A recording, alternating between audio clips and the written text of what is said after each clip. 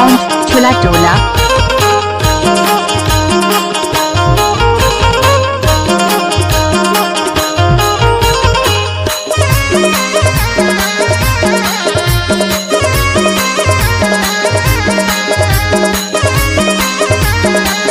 DJ Neelu बाबू। टिमकीला तीन डंडा मादरला चार गमका चल गो माझी टोला वाले करमाना चाहूं खरबा टोला नाचने भर के देख पलट के करमाना चाहूं खरबा टोला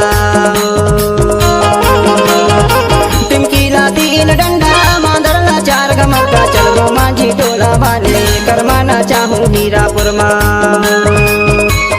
चल गो माझी टोला वाले करमाना चाहूं खरबा टोला मार्को साउंड झूला टोला।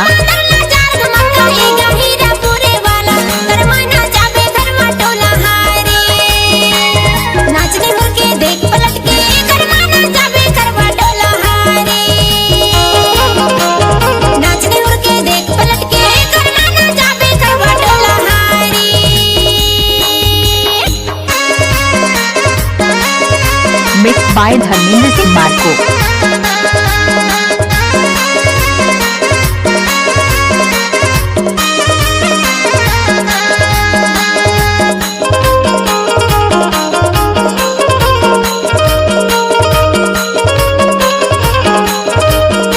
Director Dharmendra Singh Marco.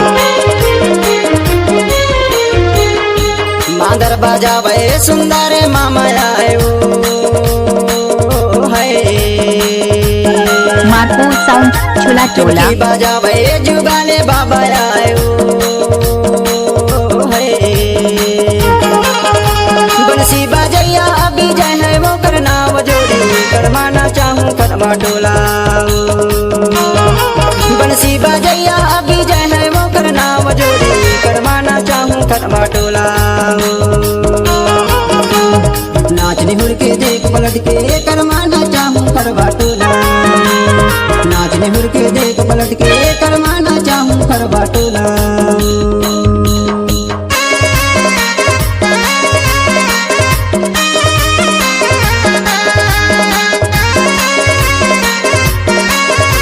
DJ Rajendra के काम।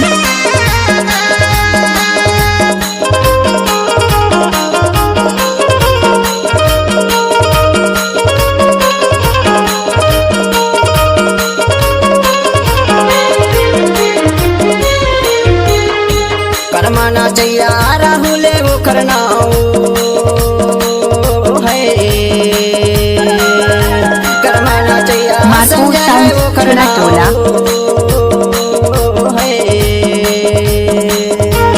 संगमा कर्मा जो ना चाहे संगीता वो करना वो जोड़ी करमाना चाहूं खरबा टोला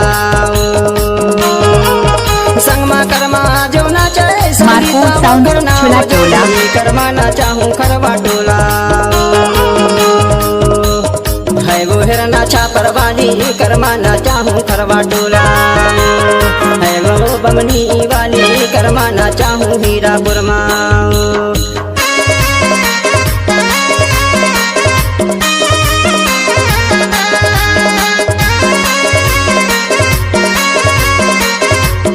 डीजे सतीश बाबू।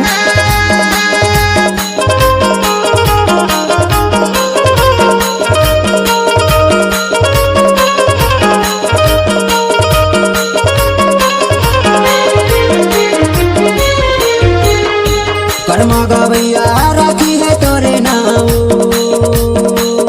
है कर्मा गवैया दयाले मोरे नाम है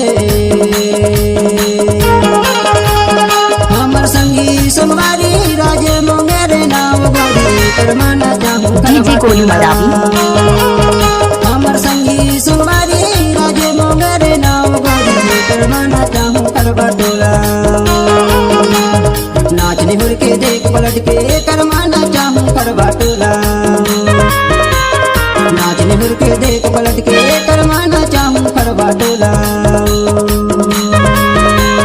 है वो बमनी वाली करमाना मार्को चाहूं साउंड झूला हीरापुर टोला।